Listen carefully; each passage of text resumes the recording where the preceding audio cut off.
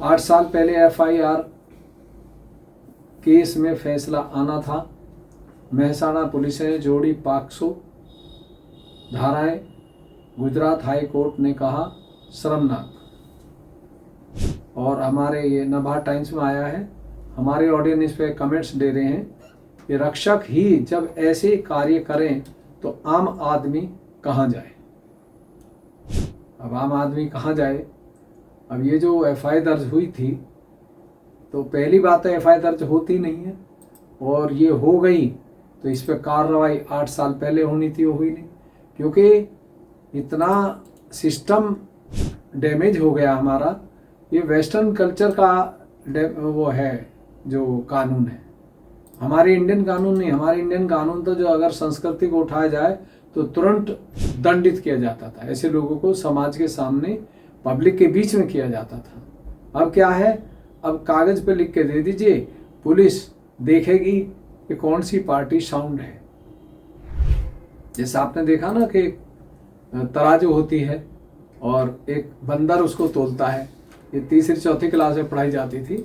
तो बंदर क्या करता है, वो तराजू में जो ज़्यादा बलड़ा जो नीचे होता है उसी में से तोड़ के और खा लेता है, फिर दूसरा कम होता है, फिर उसमें से तोड़ के खा लेता है। इस तरह से पूरे सामान को खा जाता है तराजू में तोलते तोलते। ऐसे ही आज हमारे राजनेता जो हैं और जो हमारे सीनियर अफसर हैं, वो भी ये देखते हैं कि कौन आदमी पैसे वाला है और उसको कैसे धाराएं ज़्यादा बता के कैसे पैसा लिया जाए। सब खेल पैसे पे है।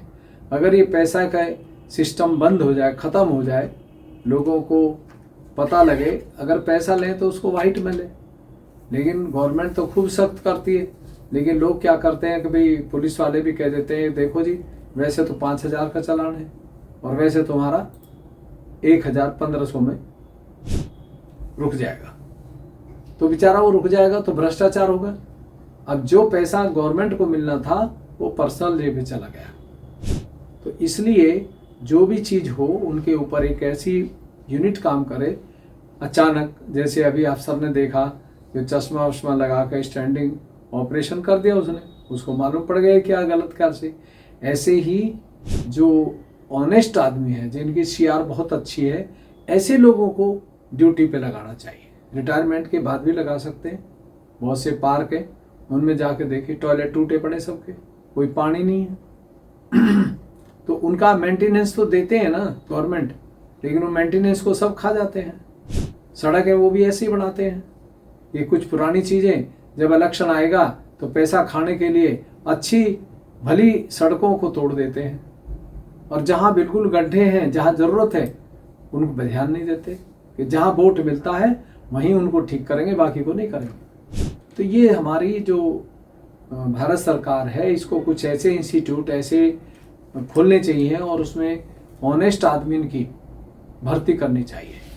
और कुछ रिटायर्ड जो ईमानदार लोग हैं उनकी भी उनको सैलरी के बेस पर रखना चाहिए, जिससे वो सत्य को बता सकें। एक टेंडर निकलता है तो उस टेंडर में क्या अनुपात होता है, जो हमारा रोड़ी का होता है, सीमेंट का, बदरपुर का या तारकुल का जो परसेंटेज होती है, उस पर जो ईमानदार लोग हैं उनको लगाना चाहिए। जैसे हमारे प्रधानमंत्री ईमानदार हैं, आदित्यनाथ जी बहुत ईमानदार हैं, कुछ और भी नेता ईमानदार हैं। तो जो ईमानदार हैं, जो रिटायर्ड हो गए हैं, उनको, या जो रिटायर नहीं हुए तो उनको ऐसे कार्य पे लगाना चाहिए। तो ये मिलावट बंद हो जाएगी और हमारा जो एक पैसा एक टाइम में लगता है, उसमें जो सड़क बनती है, यानी ऐसे लोगों को टेंडर पे जो है उसमें वारंटी लिखवानी चाहिए और उसका कुछ पैसा रोक के रखना चाहिए कि जब ये सड़क 5 साल की हो जाएगी तब ये पैसा रिलीज होगा। तो देखिए कैसे कुछ हो जाता, कुछ भी नहीं होगा फिर। तो ये जो सब होता है ये हमारी कमजोरी है।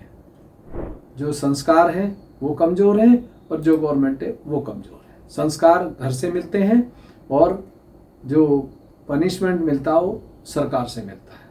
तो दोनों चुस्त हो जाएंगे तो ये न्याय बहुत जल्दी मिलेगी।